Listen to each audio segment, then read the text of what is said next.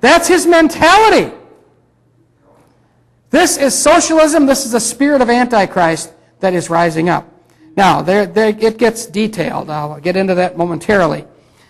These are spots in your feasts of charity when they feast with you, feeding themselves without fear.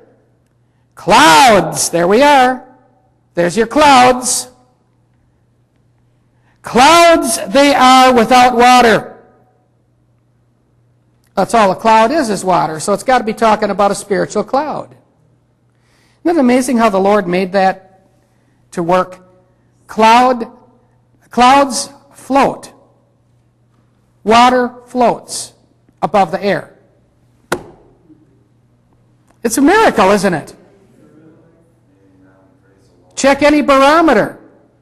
We find that water vapor is lighter than air.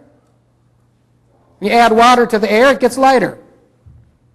Anybody want to get the calculator out and figure that one? But these are clouds without water. Spiritual activity. Clouding the people of America. Clouding their minds. Clouding their understanding. Giving them water to drink that has fluoride in it and chlorine. You know, chlorine is a bleach.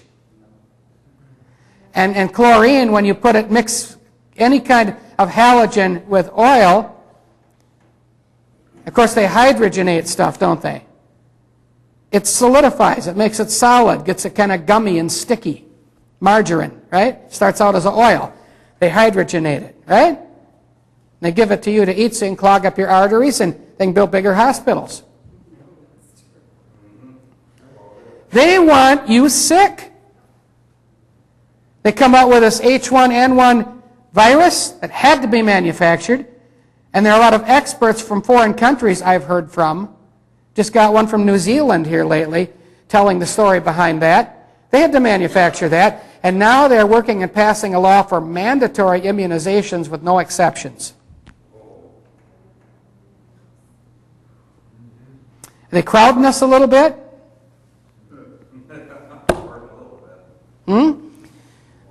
They're turning up the heat. You try to warn people that it's coming, and they just are so complacent. You know, people are preoccupied with going to the races, with going to the baseball game, with all these distractions. Try to tell them a little Bible truth once and see how far you get. It takes a miracle touch of God to even get their attention. And then their attention span is short. But there are a few. I'm convinced there's a couple berries left on the bush out there somewhere. Seems like the apples that are left to pick are at the top of the tree, and you got to shake that tree all you can. They seem hard to reach, don't they? You shake the tree enough, they'll fall off. I'm using an analogy, of course. But notice, it says, feeding themselves with you. They'll even hang out with you to a certain extent. Do you ever notice there's so many people want to get close to Christianity, but never are converted?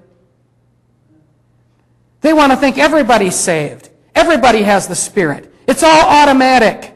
Just raise your little Baptist hand and you're saved. Well, they're not the only ones who do that. But that religion makes me sick. You don't have to do anything to be saved. Once you are saved, you can't do anything to be lost. So they're wrong on both ends and in the middle too. These are spots in your feast. By the way, the most nasty letters I've ever received are from Baptists. Second of those are witches.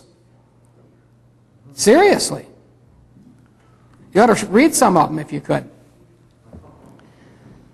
These are spots in your feasts of charity when they feast with you, feeding themselves without fear. See, they don't care about anything. What, me worry? They don't fear anything. The government will take care of us, cradle to the grave. That's right, you're born, little baby's born, they give them 17 shots by the time they're 2 months old. 17! And they wonder why there's so many that are autistic. Clouds they are without water, carried about of winds, trees whose fruit withereth without fruit, twice dead. The second death, you see.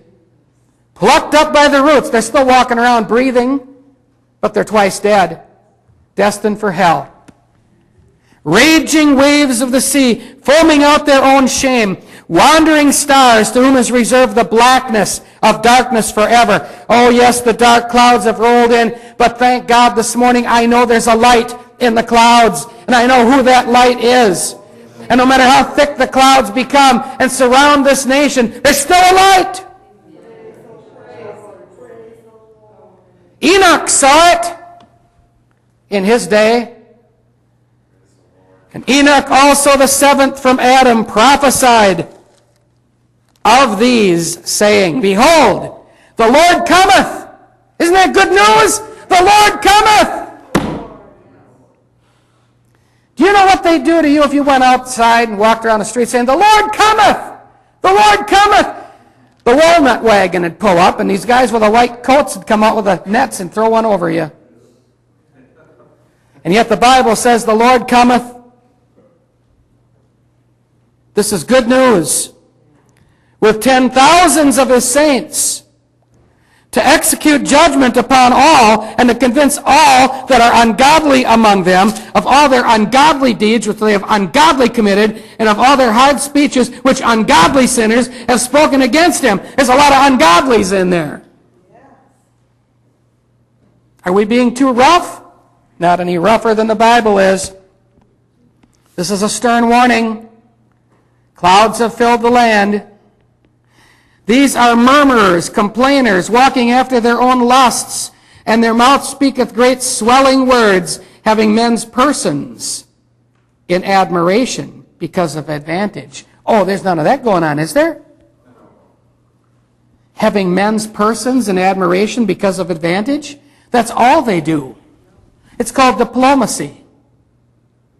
It's called foreign diplomacy. Right? Isn't it something, you look at some of these details that are going on. We've got this city, New York City, the Big Apple, as it's called. The crossroads of the world, the capital city of the world, they call it. I've been there 14 times. Times Square is the crossroads of the world, they say. You ought to see that place at 2 o'clock in the morning. It's just like daytime. Streets are full of people. Bright lights, artificial lights, because they don't have any other light. They got a lot of lights in New York City because they got 400 skyscrapers. They can't even see the sun when it's up, unless you happen to be in one little area. It's shadowy all the time as you walk the streets. You walk down Broadway, it's very dark when the sun is bright. 400 skyscrapers, and I'm not talking about the size of Hotel Rogers here. I'm talking about way up yonder into the sky, all over the place. A lot of the offices are empty now because businesses have closed down. But you look at that city of Manhattan, the borough of Manhattan, one of the 5 boroughs, and it's laid out so that when the sun rises 2 times a year, it functions exactly as Stonehenge does.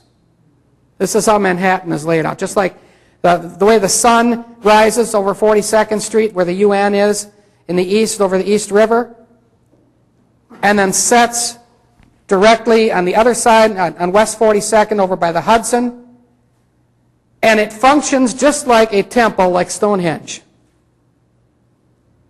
Why is it that Barack Obama, for his first trip to New York since becoming president, chose that day in the spring when the sun was functioning as it does in Stonehenge?